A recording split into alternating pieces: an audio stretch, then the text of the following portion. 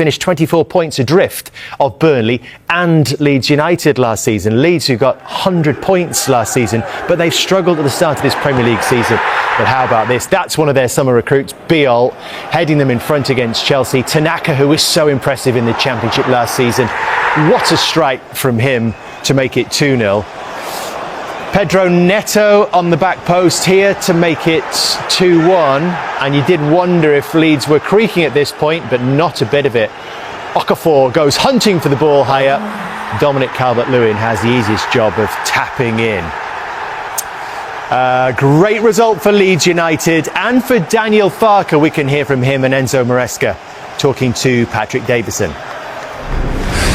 Well, Daniel, you've been so close to that big result. What does it mean to get it over the line tonight?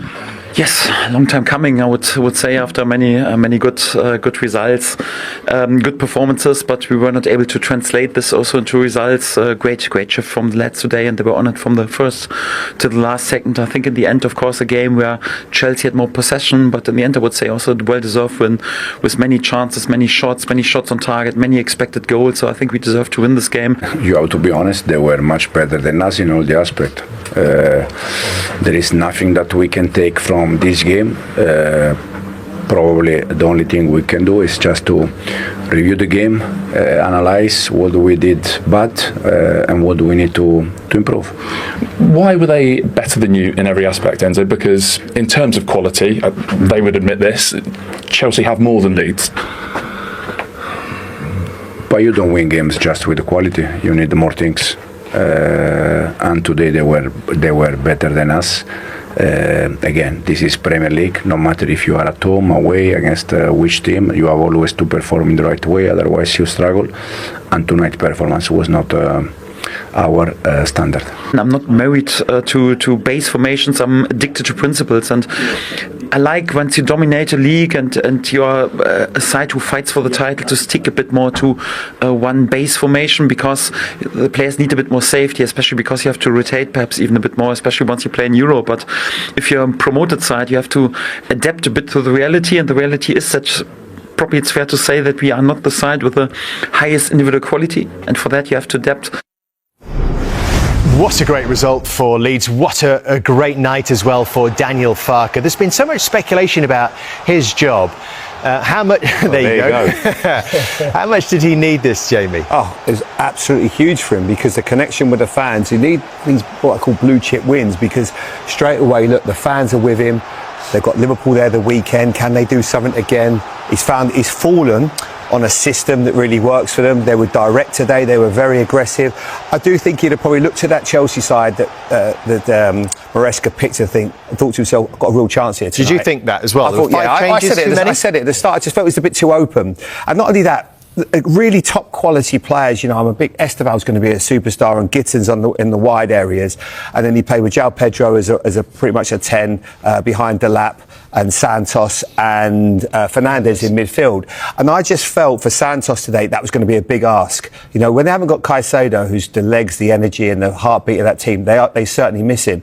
But the weekend we saw Reece James come to the front, and he was magnificent in there. But obviously you can't keep playing him because of his body, just in case it breaks down.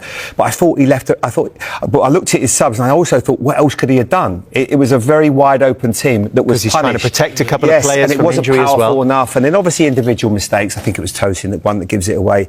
But that will hurt them, because it felt like for Chelsea, there were people talking about maybe being in a title race, 2 steps forward, and they get chinned tonight, and it will really hurt. But I just felt it maybe a little bit self-inflicted. They were too wide open, and sometimes you go away to places, then maybe it might be a Neto come on at half-time, I think, for Esteval, where you just change it. And do you need that experience to go? You know what it's like going to Elland Road? It's horrible. You know, it's really difficult to go there. Does it feel like a bit of a step back after what we've seen from Chelsea in recent weeks? I don't think the project it's not a step back in the project. No. It's a step back in tonight's performance. But Caicedo and James are their most trusted defensive midfielders, and not having them in there, to me, when I saw the midfield, I thought this is too attacking. They look like they're too explorative versus being sort of in their positions, and that's what you get with Caicedo and James. You get that solidity there. So for me, I was a bit concerned with that, and I think again, when you are going against a team away who are fighting for their lives,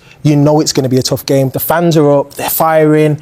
You've got the players who know what's at stake, and they probably sense an opportunity. And that's when you do need experienced players, whereas maybe Santos can develop into a top player, but you kind of sometimes need that older general who can come in and shore things up and keep the players a little bit more relaxed and talk and all of that, and they missed that tonight. But they don't have that, do they? Really, they don't have it, but they need that in moments like this, in terms of where the process is going.